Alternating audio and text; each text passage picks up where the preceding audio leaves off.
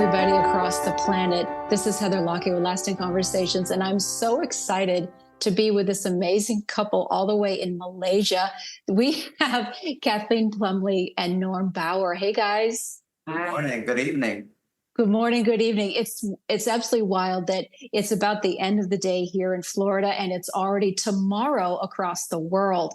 So this is what I love. And Norm and Kathleen are prolific world travelers. They have a whole website and a community, travelyounger.com, and the whole digital nomads, the whole lifestyle. And so I'm so excited that they have joined me today for this very conversation that's going to hit on so many different levels, especially as I myself, with Lasting Conversations, is about to jump off the next cliff and start traveling myself. And I don't know what it looks like, but this is where I know I'm in very capable hands. So what I wanted to talk about, and you guys are authors and writers and have podcasts and have lived life fully and are still doing that. And you're paving the way for the rest of us to know you can take that leap.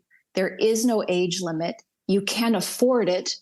I want to get into that because that's always our usual impediment. We say, well, yeah, but, and we throw up the yeah buts to ourselves, and it is not too difficult. So those are part of your mantras. It's never too old. You can afford it, and it's not that difficult. That's not to say that there aren't bumps along the way, and, crazy things can happen and we get sidetracked.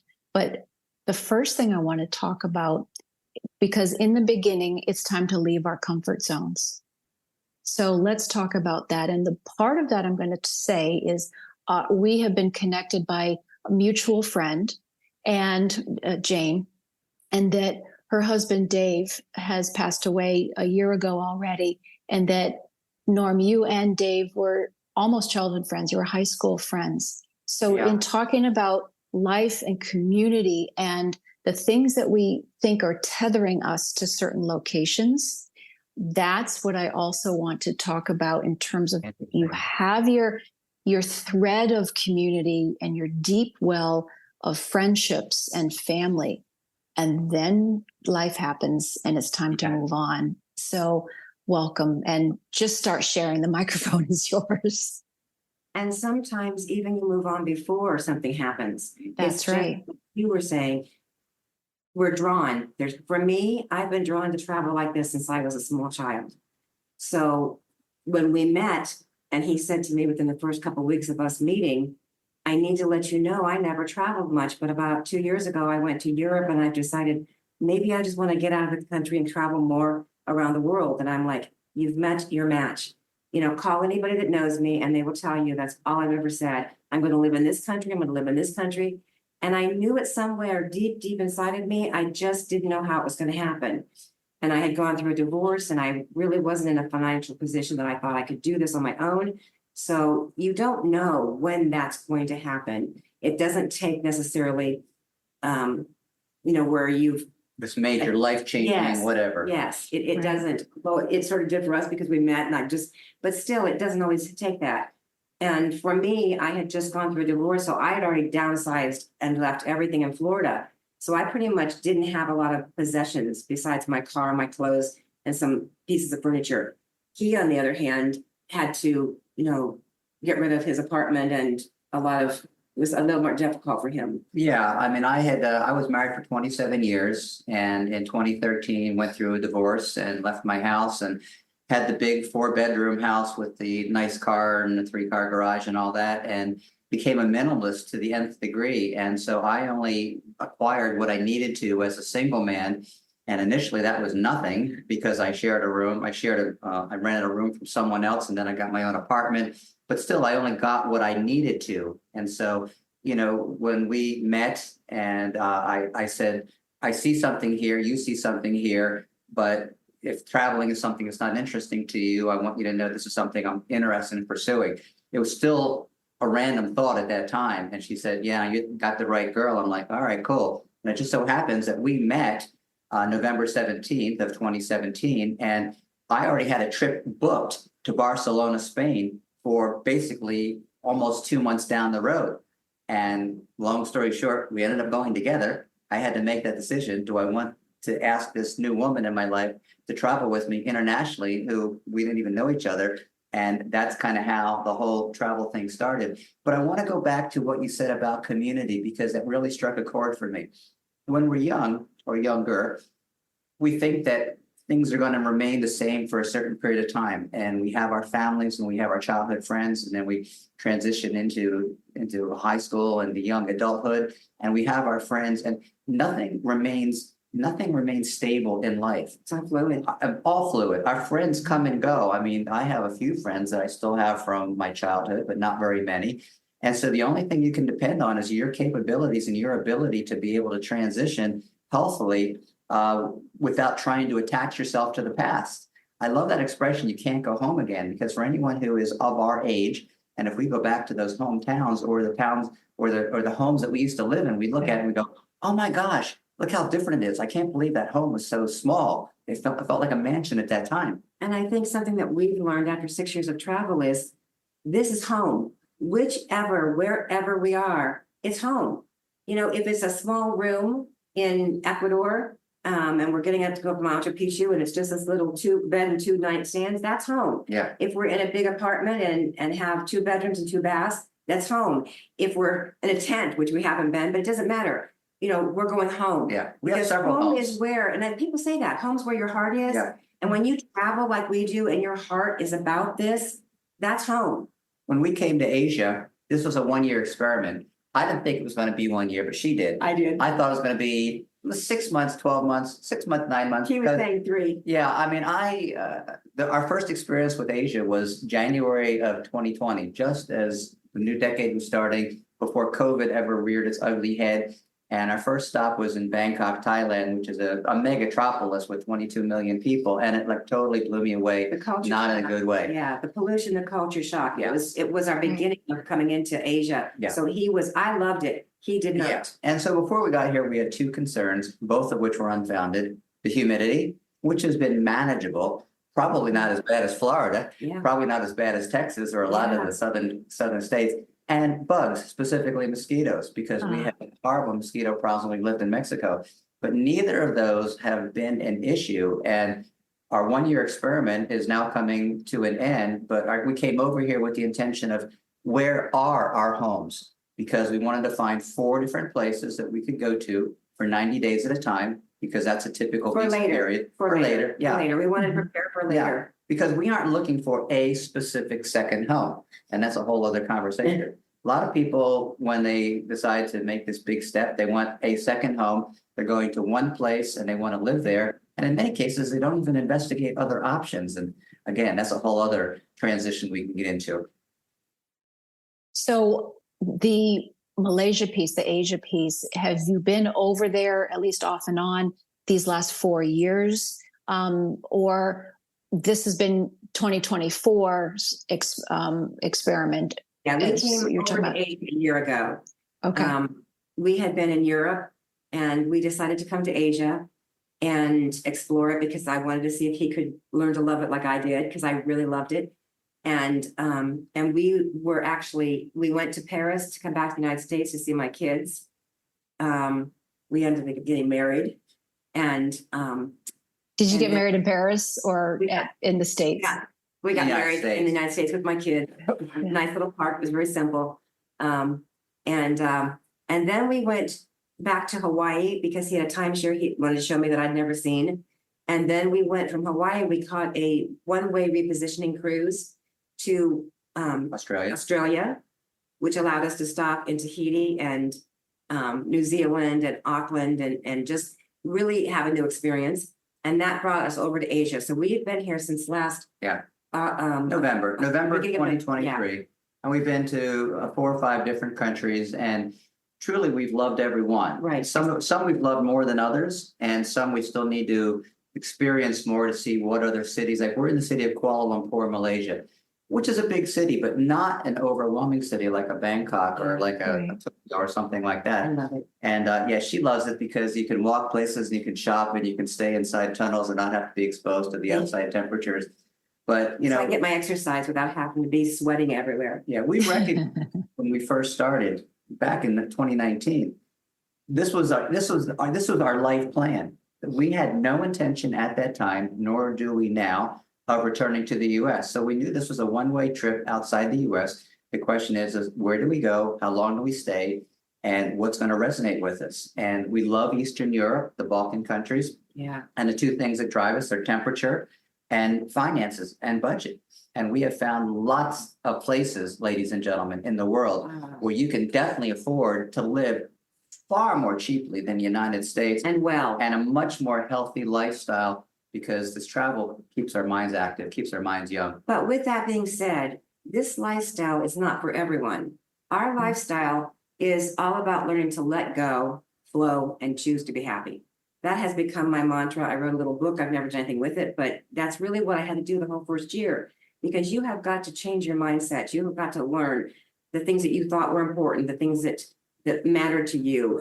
I mean, honestly, we've been through it all. No water coming out of the showers, a hard bed, the air conditioning breaks and somebody doesn't want to come fix it. It doesn't matter. It's just a whole different lifestyle. And you have to be willing to go with that flow and recognize that you accept all of it. And when you do that and you let go of all of, I need this, I need this, I need this, we literally travel out of one big backpack on our back, each of us, and one bag. That's all we own. And you recognize that you don't need stuff. You don't need it. We both have the big home. We've been very blessed. We both had that. And maybe because we had it, it makes it easier to no longer have it, but it's not valuable. I tell people in my previous marriage, I was fortunate to be in a position where I traveled in 5-star hotels all the time and a lot. I never had near as much fun or near as much understanding of culture and people and food as we do in our lifestyle. So this is definitely not for the faint of heart. You have to really want to do this. Yeah. But if you do, it is by far the most amazing experience and adventure of your life. And for us, it is our life. Yeah, We totally, plan to do this so we can't do it anymore. pretty much. And forgive my voice, I've got that frog. No, you guys sound great. I mean, and it's almost like I don't know where to start again. But so, Norm, you have a book called Nomadic Life for All Ages. I do. Walk us through. We could start with the age thing again. And one of the previous guests, Andy Lyons, has her own show literally called Don't Be Caged by Your Age, because we have these self-proclaimed cages. But I loved what you had said on your website somewhere about that part of the impetus or cue were from the millennials. Because I know the younger generation, and I know this is going to wind into a practical question. They have been doing van life. The notion of van life has been kickstarted by a younger generation for sure. All the while, we know that the retirees have started to say, well, they're younger, right? So I'm in my young 60s. You guys, have you even hit higher 60s or 70? I'll be 72 in December. 70 on me. See, and then we get to reverse age. So the notion of what we have originally thought of as retirement, and then quite honestly, dying in our 70s doesn't exist. Some people do, God bless them, but that there is a huge new generation of 100, 120. Like this is the new middle age. Yes. And we get to choose now what. And part of that, I'll get into the financial, how we can afford this. But then it can happen because somehow the universe has our back.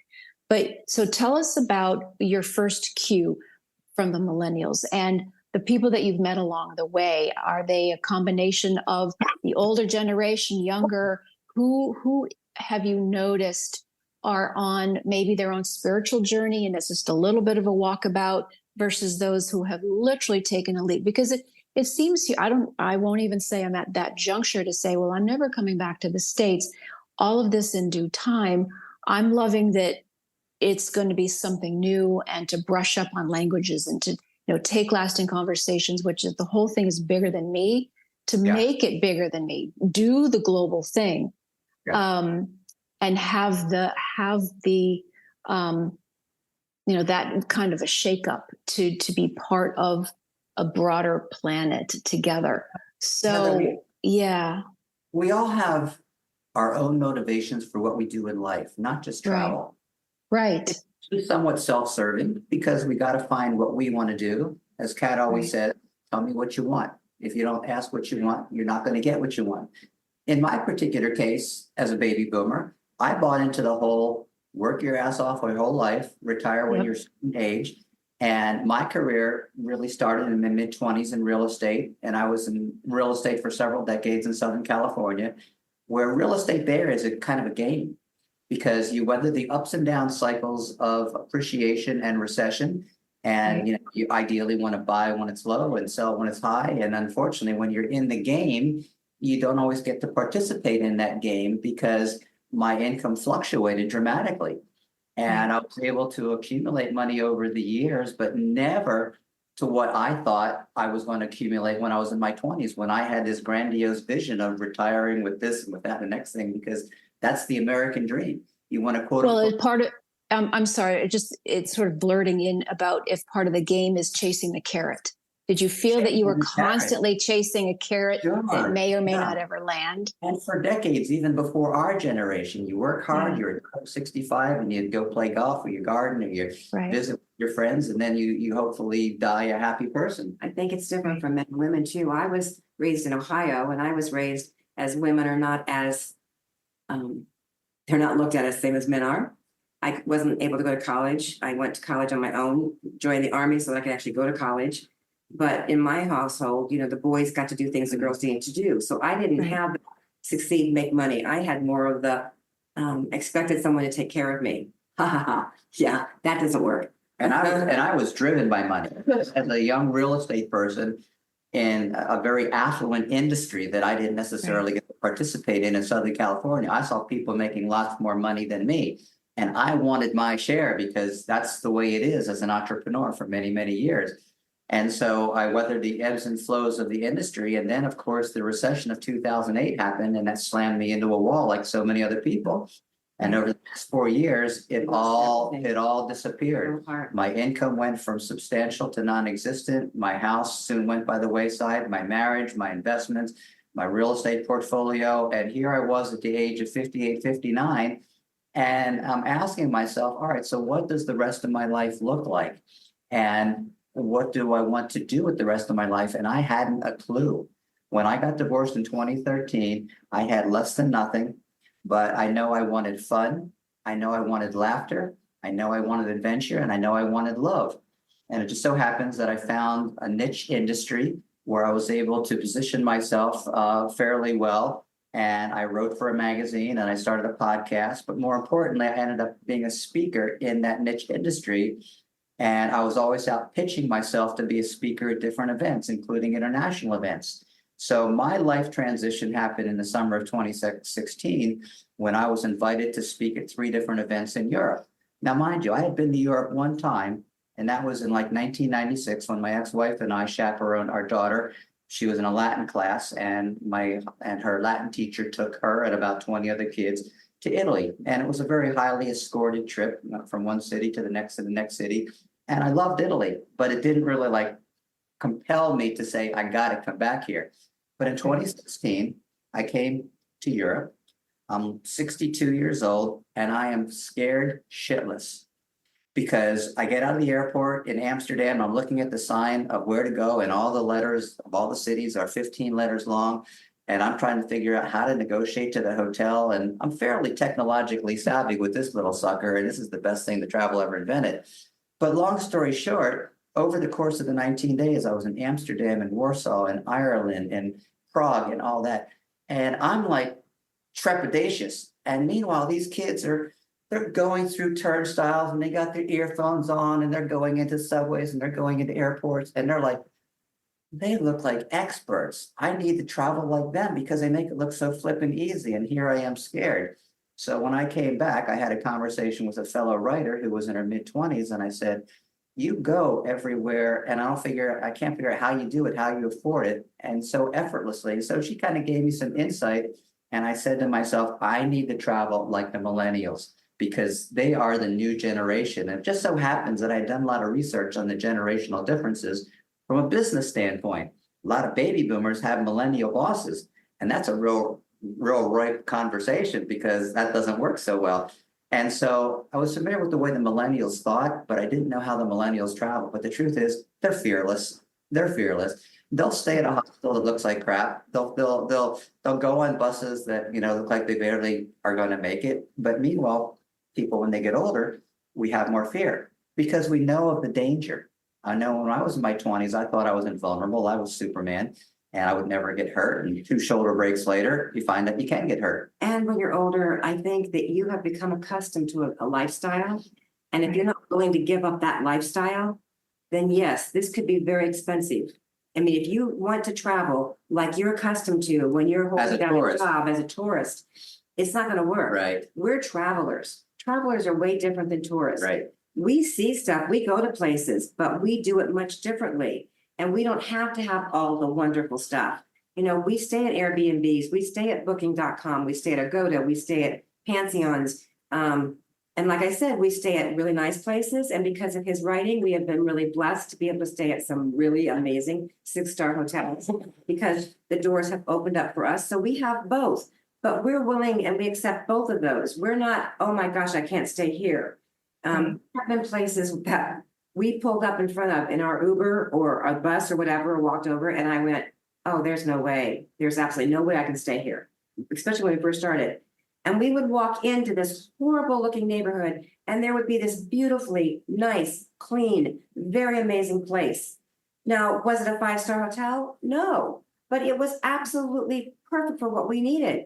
It was comfortable. It was clean. There were no bugs. You know, I think you have to be willing to give up the Perceptions. perception of what's important to you to be able to get a much deeper, for me, spiritual, you know, coming to know who you are yourself, learning about your relationship and making it grow stronger, connecting with other people and seeing that we are truly all connected. Yeah. And we see that living in one country, you are not privy to all the other ideas outside of what you've been taught Yeah. within your own system. Yeah. And we feel blessed to be able to have been able to do You that. know, you alluded to the ages of the people that we meet. We meet people from all ages, including some Yeah. older than us, but not very many. Right. I would say mostly in their 20s and 30s. And when we've met kids, I'm going to call them kids because anyone under 30 is a kid to us.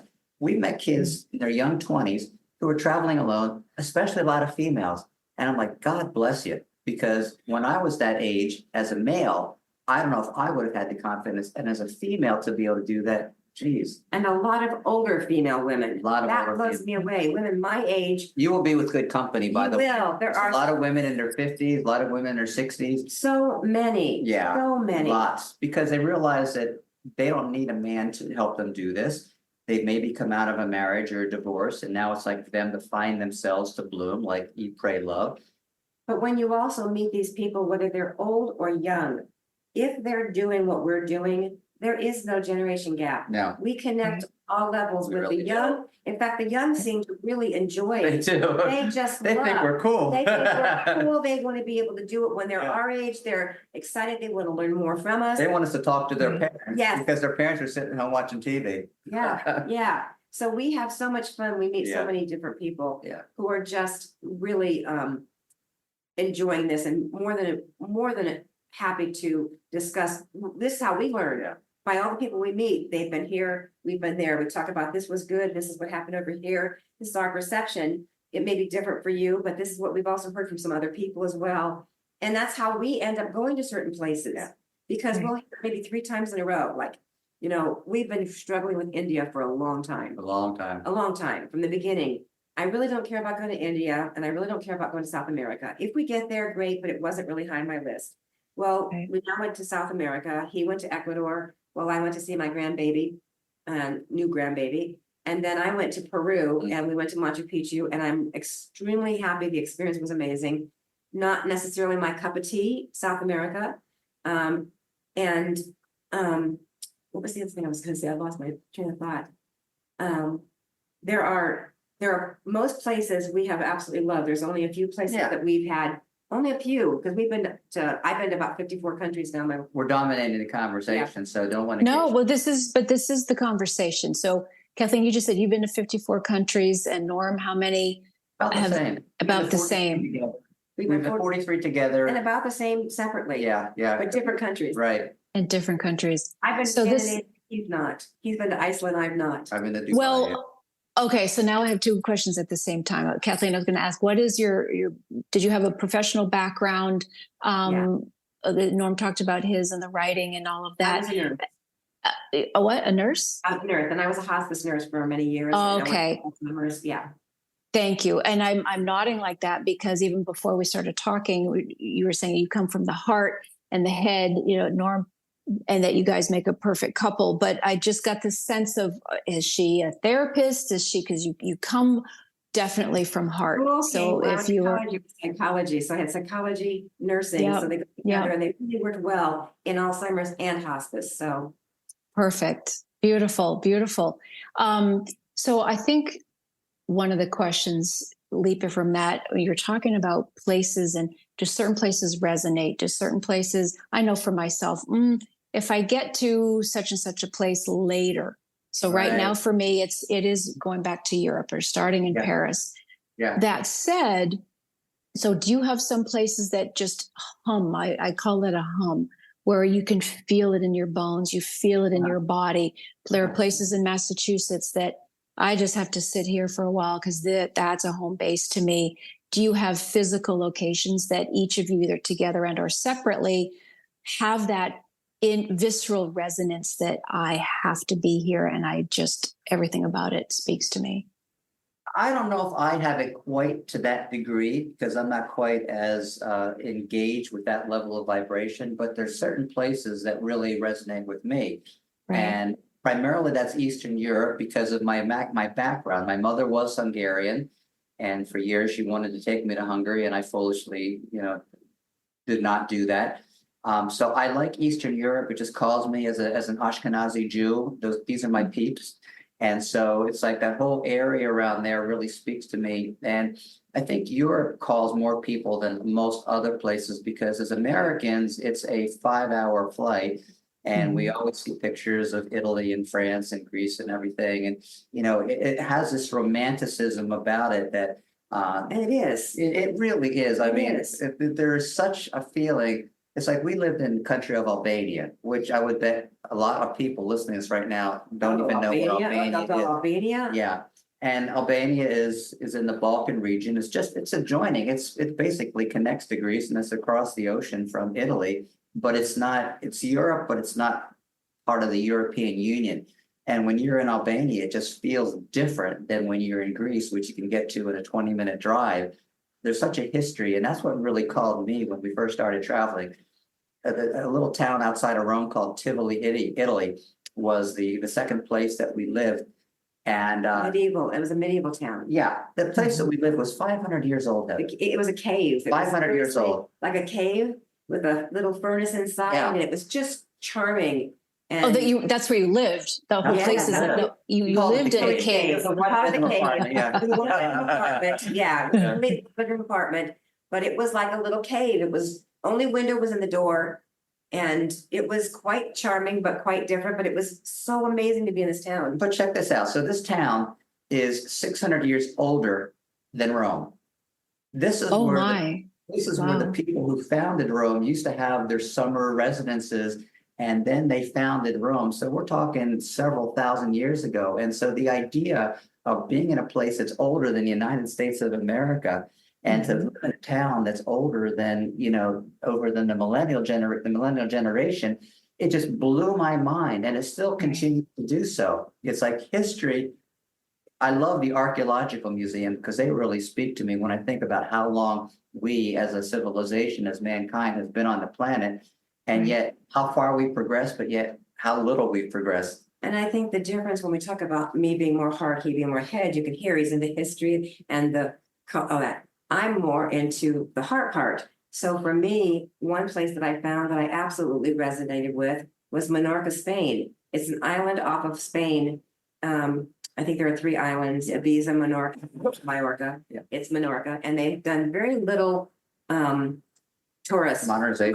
Commercialization. So it's like about 20 years sort of behind other places. But for me, when I went to that island, I literally can be a very hyper person. My entire body became like a rag doll.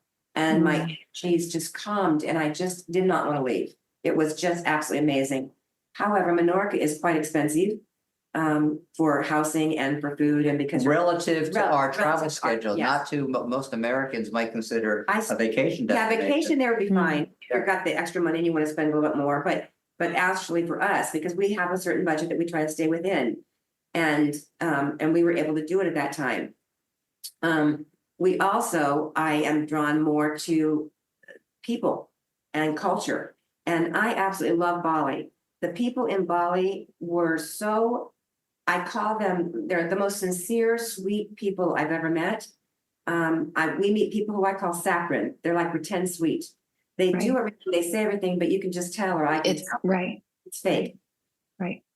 In Bali, They're very spiritually centered. yeah, and here in Malaysia and A Thailand lot of and Asia, Vietnam, a lot of a Asia. lot of this area, they are genuinely kind, amazing, would do anything for you people. We live in right now, a large, 1-bedroom studio.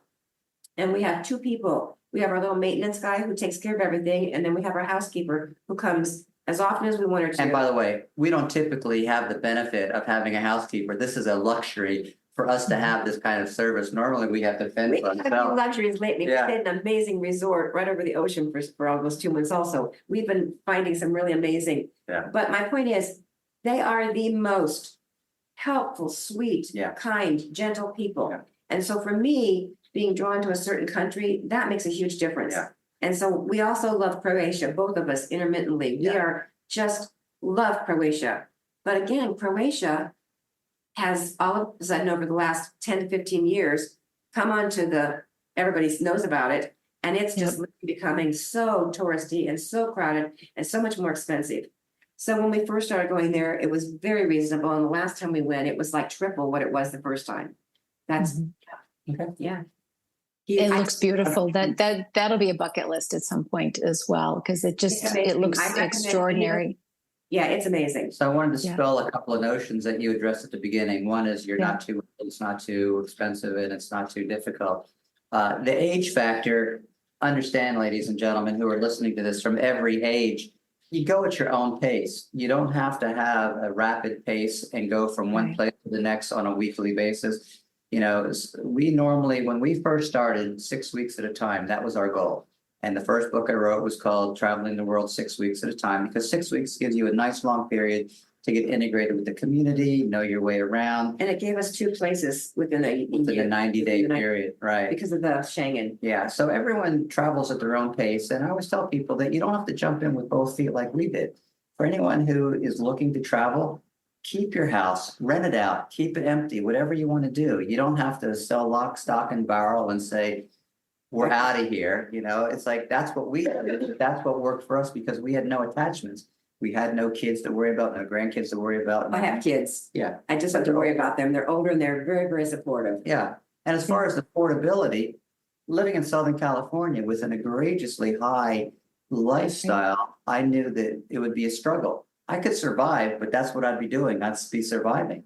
And when we first came to Europe on that journey to Spain after we'd been together 2 months, we stayed at a really nice apartment in Barcelona, directly across I from. gotta tell this, we walked into our room and there were these huge 10-foot shutters. And I opened them up and as I opened them, right smack in front of us, it's nighttime, is the familiar, how do you call it? It's called the La Sagrada Familia. It's the Gaudi Cathedral. It's one of the most iconic Oh. buildings in the world. It's Right in front of us, lit up. It was spectacular. And there we were, And paying almost nothing. we paid $55 a night in that room. We went to Nice, France, paid $35.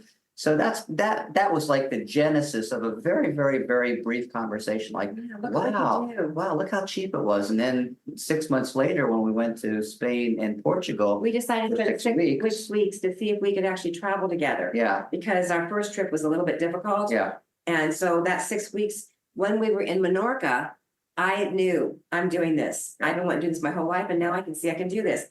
Whether you come along with me or not, I'm doing this. And I was 100% in. So from the affordability factor, again, unless you want to travel like a tourist and stay at the 4 and 5 star hotels and expect room services, as long as you are comfortable living in someone else's quarters and fending for yourself, which means getting your own food, making your own bed, doing all things like that, you can live far more affordably than you can probably in anywhere in the United States. I don't care where you live. So we are not uncomfortable to share our budget, what we do, because we want people to know that they can do it.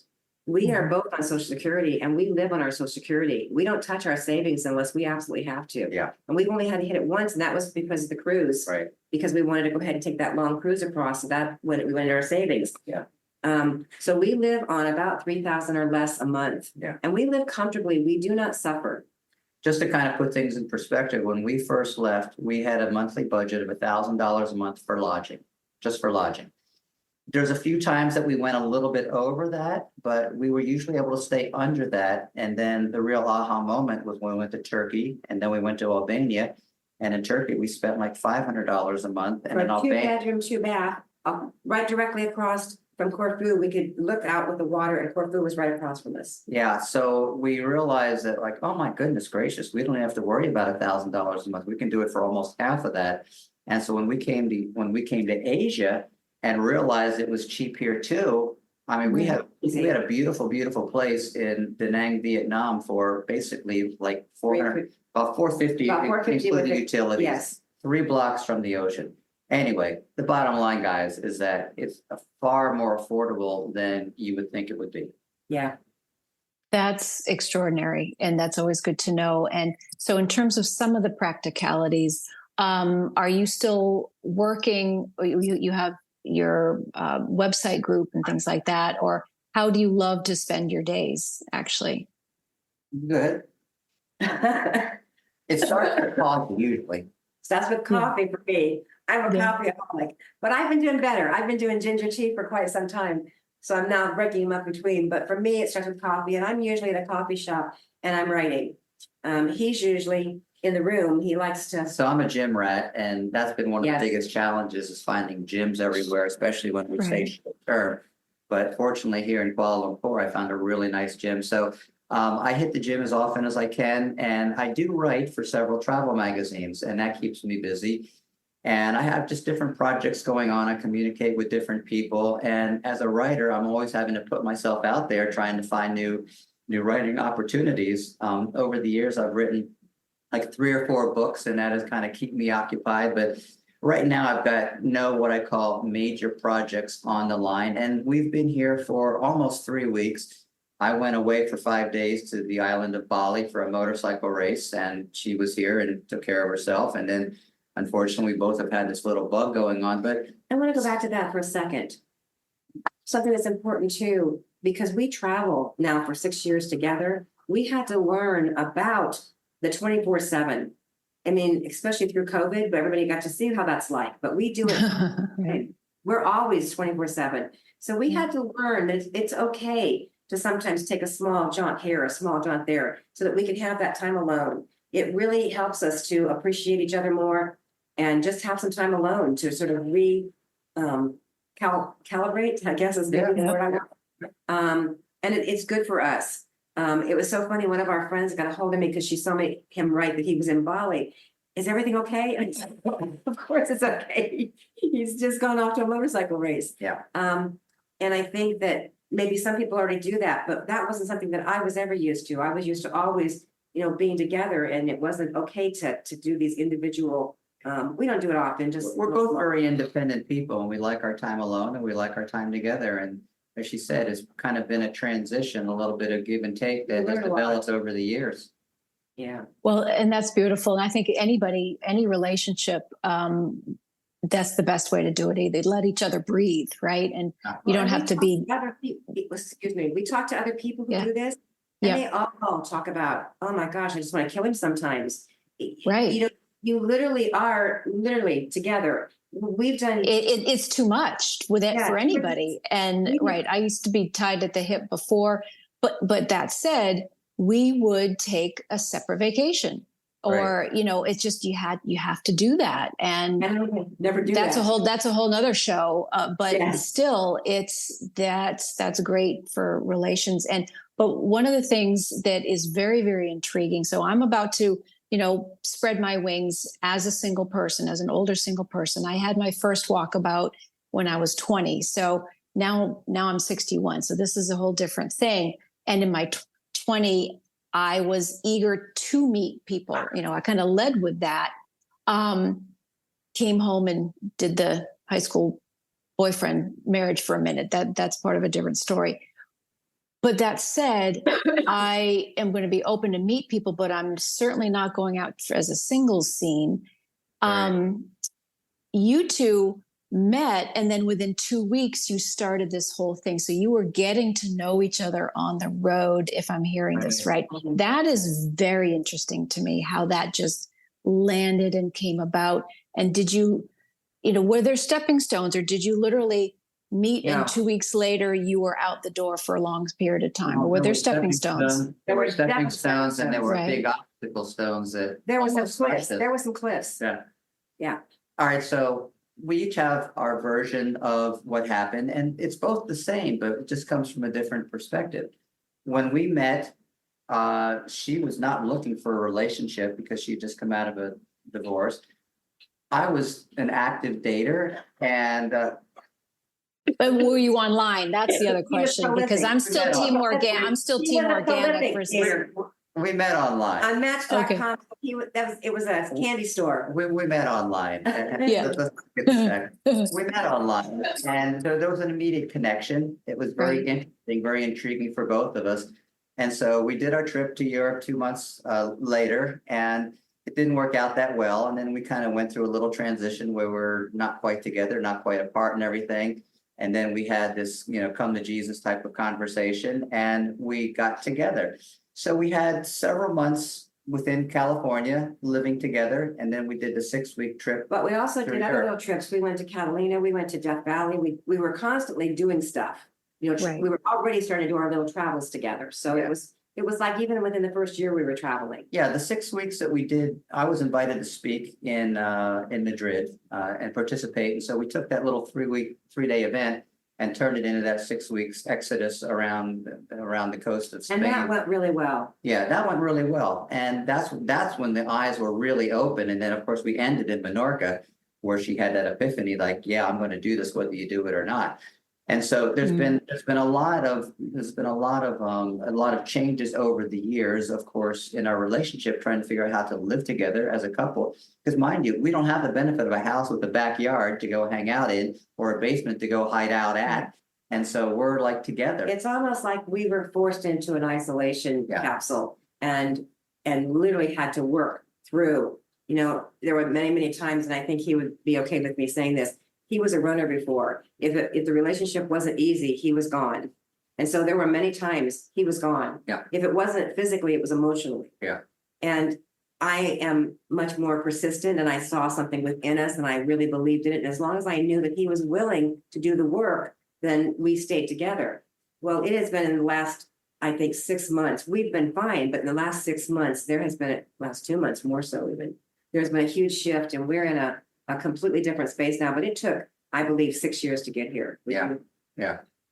Traveling is not for the meek, because you do incur obstacles.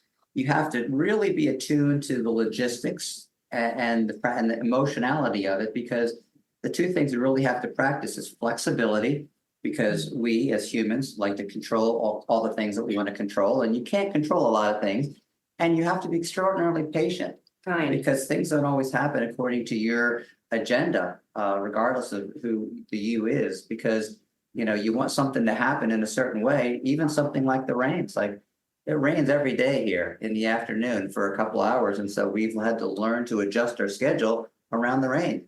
But I think learning to travel with a partner, even on vacations, we know lots of people go on vacation to get away from their whatever, and they have a horrible vacation because they're fighting on the vacation. Yeah, You really, with anything, you have to work at this lifestyle. Yeah. It's amazing. I would not trade it for you as a single older woman traveling, there's a lot of single older women traveling, and I'll introduce you to a Facebook group specifically for older digital nomads, of which a good portion, probably the majority, are females. Most of them are not looking for a relationship. Most of them are not looking to call this a dating scene. But if you run into someone, they run into someone. A lot of times, women have a tendency to become friends much easier than older guys. Older guys are much more stoic, we're much more to ourselves. But, women of a certain age, of a certain history, of a certain, memories and everything, you all tend to gravitate together and you make wonderful friends along the way. And we have made amazing friends on the way, sometimes better friends than we had back in the United States, who we continue to run into country after country, including one who is just leaving today. This is the third country that we met her in after meeting her in Albania. And then she came to Da Nang, Vietnam, and she lived there. And I think we should mention this too, because comes up in a lot. One of the things that we recognize is when you're gone this long, when you begin to do this, it changes your friendships back home. You got to know that going in. You got to know that going in. Yeah. It just changes it. Yeah. One of the things that I think changes it is that to begin with, there's an excitement. They want to hear about where you are, or you're able to still connect with whatever they're doing that you were aware of. But once you've been gone for a while, Yeah. you don't have the same things to talk about Right. anymore. It's changing. Right. And like for us, what we saw was we had to be very careful. We still do when we talk to people back home, because for us, we just came from Bali. We're going back over to Vietnam. We're going to take a train and we're going from Bangkok over to India. It sounds It braggadocio. sounds like, Right. but when you do this, it's no different than going from Texas to California. It's just Right. not. It's usually less expensive, Yeah. but they don't The understand distances are that. comparable. So you end up not having the same things to talk about Right. anymore. And they change. Yeah. But the really awesome part is you do meet amazing new people and you do make new relationships. And the friendships aren't gone, they're just completely different and they're not as intense as they used to be. Yeah. And that can be hard. Yeah. That can be hard. Yeah. We're family too. Oh, and I can understand that because, even saying I'm leaving, it was hard to explain it to myself. You mean I'm not signing a lease and having a home to come back to? No.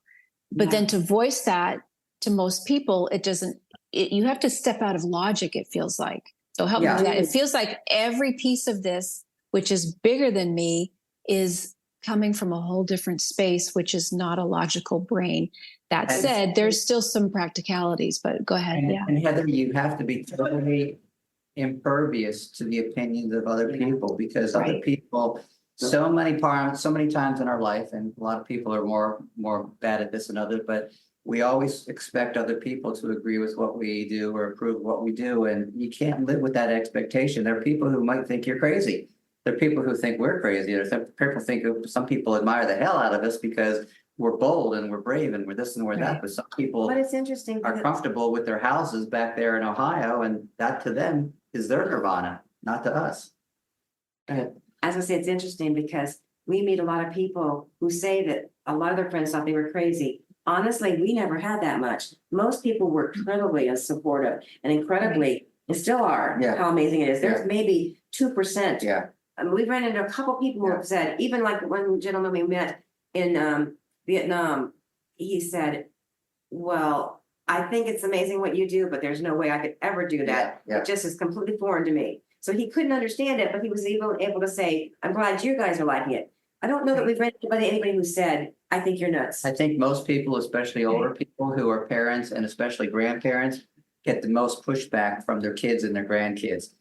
What do you mean you're going across? Oh. You're going to Yes. Europe, Yeah. what about Christmas? What about Johnny's birthday? And so you have to realize that you're not going to necessarily be there for all the family events or for all the baptisms and all the various things like that. And you have to be able to let go of any potential guilt that you might have about quote unquote abandoning your family. You're not. You're just Right. growing yourself. And you can't do it if you're not comfortable with it. Right. So, for me, I did not have grandchildren when I left.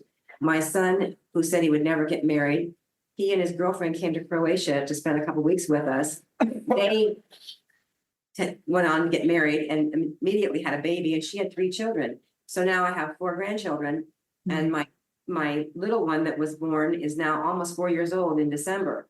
And so I have been able to go back and visit with him, and we do FaceTime constantly, and he lights up. He knows who I am. He knows. And so there's a connection, but they never, ever would make us feel bad, ever. They are so incredibly supportive of our travel. So we're Well, this is perfect because First of all, people who know me know that I'm half out the door, I mean, that it's been an interesting thing. I'm a homebody with that nest, but I'll be down the road also. So it has been quite supportive. And to the extent that I had to be the one to get more and more comfortable saying, yeah, I'm doing this thing and I still don't even know what it looks like. I know where my plane ticket is, and then the rest. Where?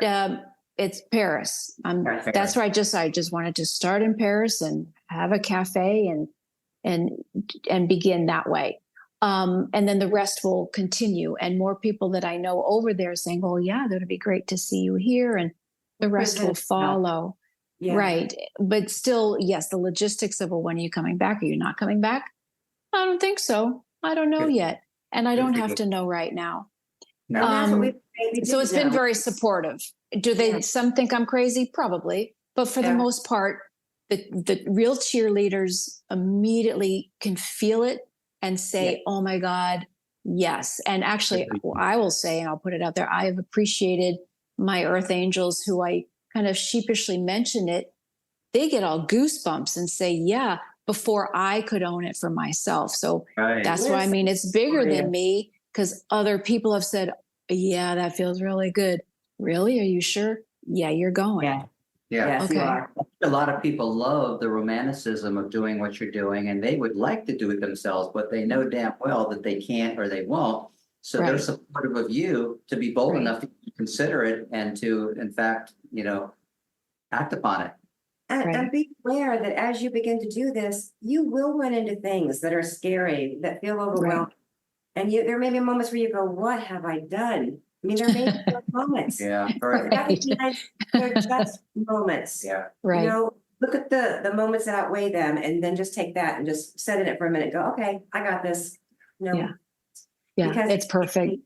it's so fruitful and so amazing. And I wish that we could encourage everybody to, whatever their dream is, whether it's traveling, to follow your dream and not allow other people to influence you, and just be persistent and perseverant in what you want to do in your own heart.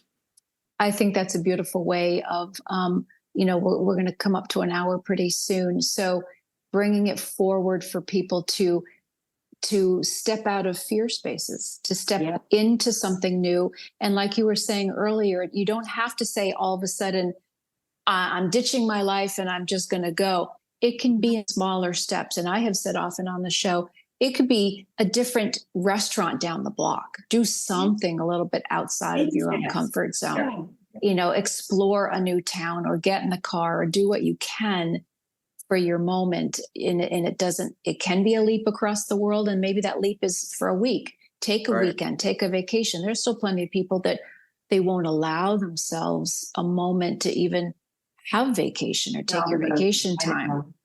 Right. Now, I don't want to, you have a number of resources and other groups with resources, and you mentioned the visas and stuff. One of the things, and it kind of touches base with millennials, the notion of residency, or the notion of things trying to keep up with, I'll say, the bureaucracies that can't quite keep up with people who have sold their house and they're on the road. And I remember having a conversation with, say, car insurance. Well, what do you tell the people? Because there are thousands of people who have sold the house and now they're doing van life. How do you do that? And she said, we have to tell them to say that you're living somewhere else. Like this whole notion of you can't, that at least for now, how do you insure a car without that residency here in the States? Right. Yeah. It's just, are you finding that, I'll say, the quote unquote bureaucracies can keep up with nomadic lifestyle? Or how are you finding these things? And I know every country will have its own thing, but as an American, it seems to be kind of interesting. As the internet has grown over the last several decades, and especially post-COVID, when people realized that they could work everywhere or anywhere, the world has become so much more digital, to the point of where physical residency is not a deterrent anymore. Right. We have what they call a virtual mailbox. And for all intent and purposes, that is our address. It is a physical location. It is a building with a unit. It's not a PO box. And that is our address for the IRS and for our credit cards And our credit card statements, if in fact they were physically mailed, which they're not, because everything is digital today. So everything is done online. And so if something physically is mailed to that virtual mailbox, we get a copy of it via PDF, so we can see exactly what it is. The only problem that we had was with banks. Right. We used that virtual mailbox, I did, for my bank for quite some time. And then Wells Fargo said, we can't have a virtual mailbox, we need a physical home. So Right. that is something that is happening right now as we Changes. speak. I was gonna say two things. That was easy for us because we went ahead and used my children's address. Right, To be able to have Right. our statement so that we'd have a statement there. right. But I wanted to share just one little piece about how well this virtual mailbox can work. So we were insured through Kaiser Permanente, which is out of California. And when I was for medical, I've had a couple things at hospitals where we just pay out of cash. It's just so cheap. The hospital was 104 one place and then 204 the other place for like paramedics, IVs, EKGs, everything, where it would have been 20,000 in the States. But in Mexico, because it's right outside of the United States, they know you're American, so they jack the prices. So I had an incident in the emergency room that was $800.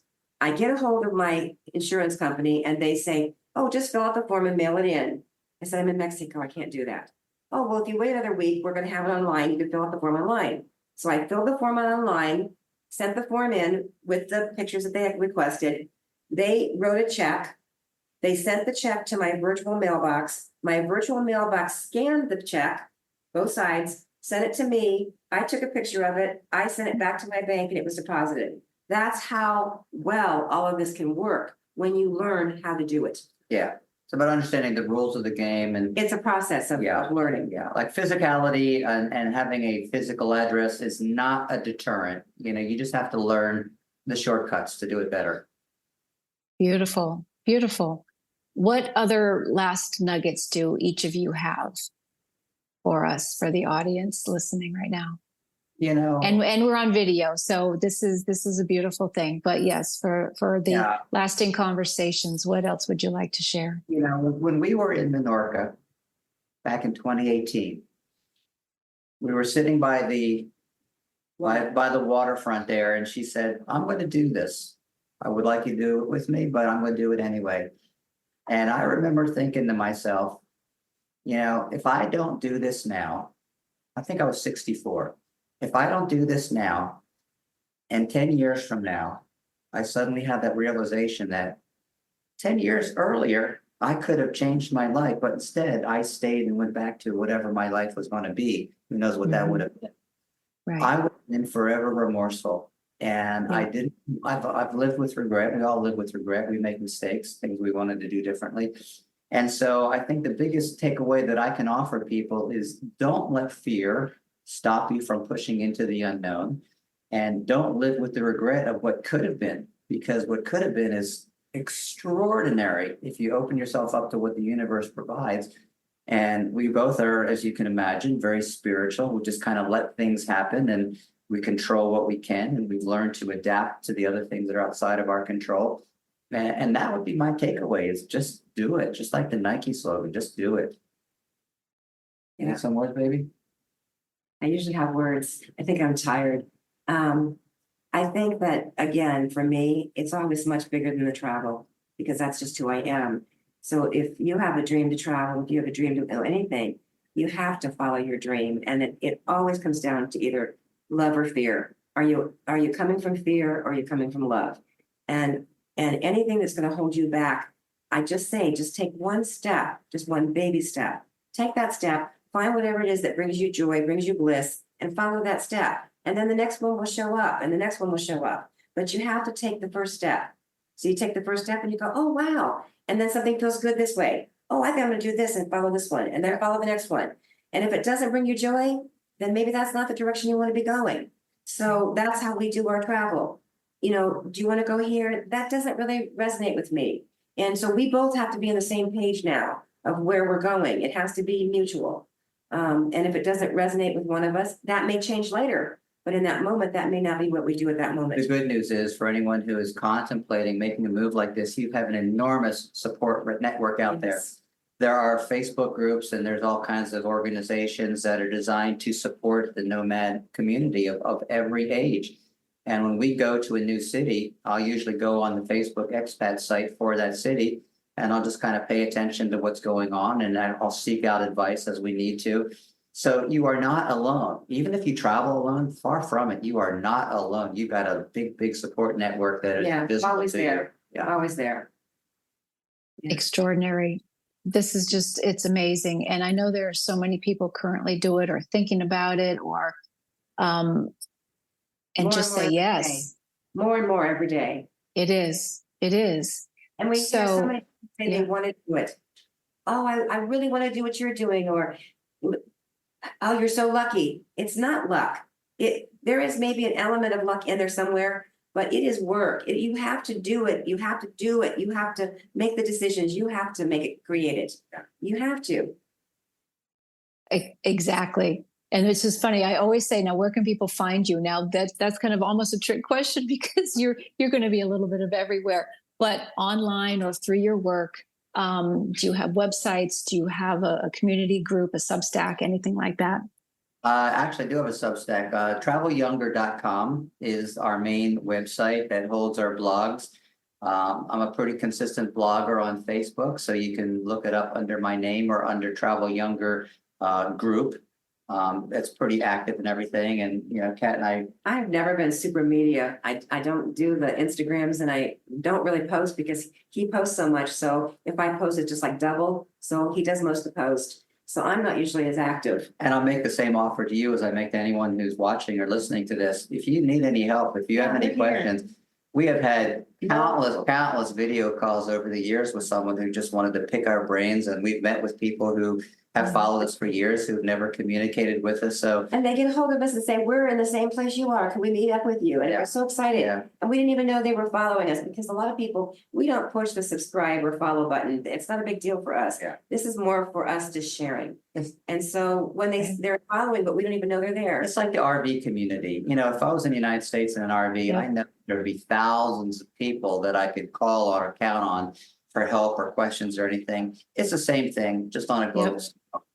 It absolutely is. And Yulia, who was one of my guests, she did van life for a while and I could see her progression. Exactly. There's this beautiful community. So when you want your silent moments to yourself, just that open road or that open space.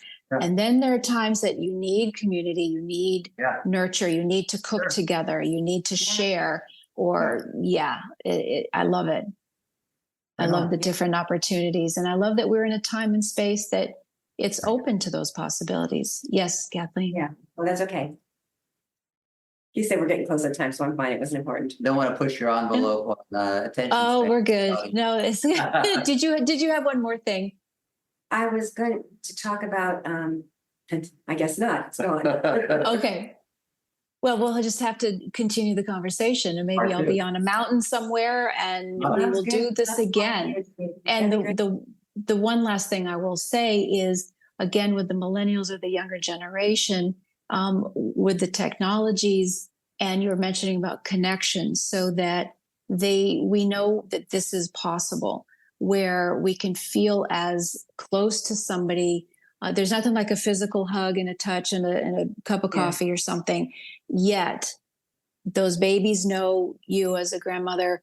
You know, the marriages, my son and his wife, they met together with Cirque du Soleil, and now they're still doing their thing separately, but they are so lovingly present with each other and they take care of each other, even though they're 1,000 miles away. And I think I appreciate being shown, oh, there is a different way now. And it's not that complicated. And there's no normal anymore. There's no normal in the world. Right. What's normal? I want to say this. I love it. What's normal? We can end with that. Go ahead. Yes. My daughter and I are so close. And if it wasn't for FaceTime, but with FaceTime, when we see each other's faces, we don't have to. We're there. We're hugging each other. Yeah. It's like I'm not going to see her for at least 2 years this time because of being over here and then going back. Right. But the FaceTime makes, if we didn't have this, I told him not long ago, if we didn't have FaceTime, this would have been so much more difficult. So much more difficult to be away from family. Right. But FaceTime makes so possible. We could talk to people we've met. I could talk to my nieces or my nephews. It's right there. It's easy. Yep. I love it. It's all right here. So, Lovely chatting with you. oh Absolutely. my gosh, it's been so fun. Kathleen Plumley and Norm Bauer, thank you, thank you, thank you. And luck thanks on for your journey. oh, thank you so much. And thanks for listening, everybody. Please be sure to like, follow, review, and share this and all the other shows. This is Heather with Lasting Conversations. We get to the heart of everything.